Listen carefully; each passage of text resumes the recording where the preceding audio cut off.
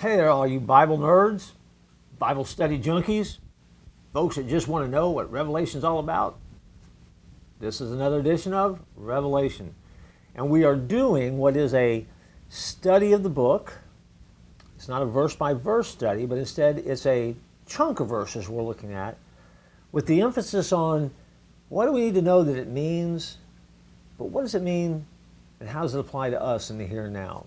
As I shared with you in the last episode, I think that is one of the weaknesses so often when people study and try to learn the book of Revelation is the application. Sometimes we don't make the jump. And so we're going to spend a little bit of time emphasizing that as we kind of move through it.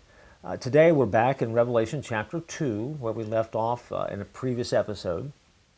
We're going to pick up verses 5 through 7. It says this, and they're talking to the church at Ephesus. Look how far you've fallen. Turn back to me and do the works you did at first. If you don't repent, I will come and remove your lampstand from its place among the churches. But this is in your favor. You hate the evil deeds of the Nicolaitans just as I do. Anyone with ears to hear must listen to the Spirit and understand what he is saying to the churches. To everyone who is victorious, I will give fruit from the tree of life in the paradise of God. I'll be honest with you, there is enough there in those few verses to do an entire show or series of shows on because it is loaded, jam-packed, and overflowing with meaning. But we're not going to do that. Instead, this is, and let's remember, this is a church that Jesus has just said, you're working hard, but your love has grown cold. And he is making sure that we understand that he will not settle for a loveless relationship with him. It's not enough to say, I work hard for Jesus, and he ought to respect that. Jesus doesn't have to respect anything. And he doesn't have to respect you and I. He loves us, and he does respect us, but he respects us in the sense that he gives us value, and he sees in us the good. He's not impressed by your work, but your work matters. He cares about the heart that goes into it. And so that's what's happening with the church of Ephesus.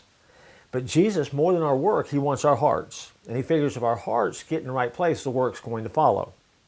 And so he gave the church at Ephesus, all believers who have forsaken their first love, 3 steps, or exhortations, if you will, that will help bring them back. The first one is, he calls them to remember.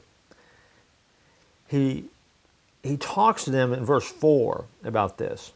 When we remember why we gave our hearts to Jesus in the first place, and we remember what our relationship was like with him in the first place, that should make us enthusiastic and grateful and cause us to worship and cause us to want to do the things we do because we're motivated and driven by love. And so we reflect on what it was like at that moment when we first realized that Jesus loved us and he loved us unconditionally. That's an important part for the church at Ephesus. That's what they've lost. Second, he calls them to repent. Verse 5, he says it right out. He says, you must repent. And to repent means to change our mind and go in the opposite direction. It means a lot more than that, but that's the simplest way to understand it. And so it's a conscious decision. It's an act of the will. I'm going to stop doing it this way, and I'm going to make sure I make the choice that I need to make. And what is the choice?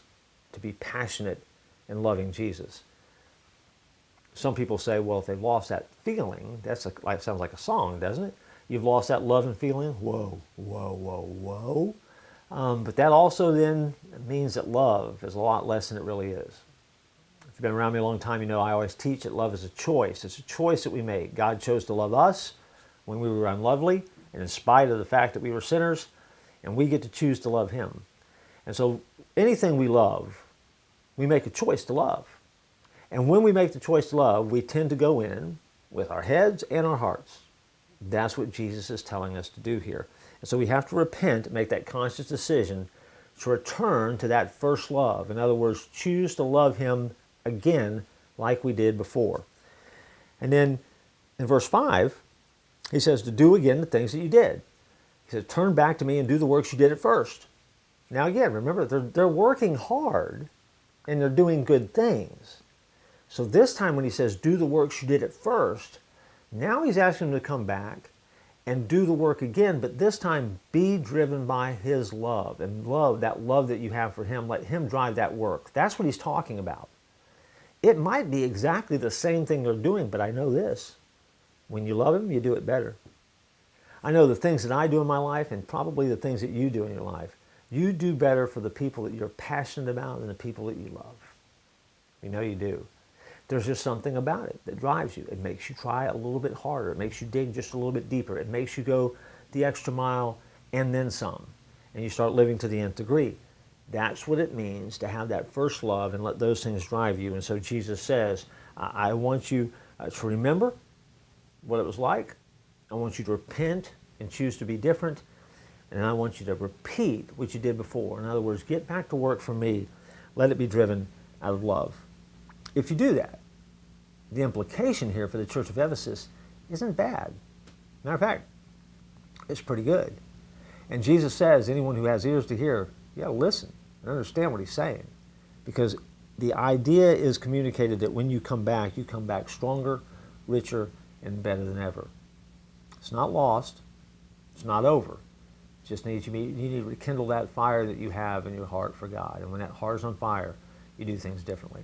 So, ask yourself as you apply it. Are you just going through the motions and doing the work?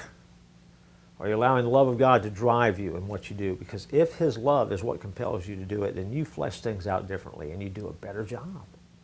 Simply because you're driven by love. You be driven by love. We'll come back next time and keep digging into the book and see what else we can find. And until then, just remember what we learned today in Revelation. And next time, we'll dig in and discover some new revelation just for us.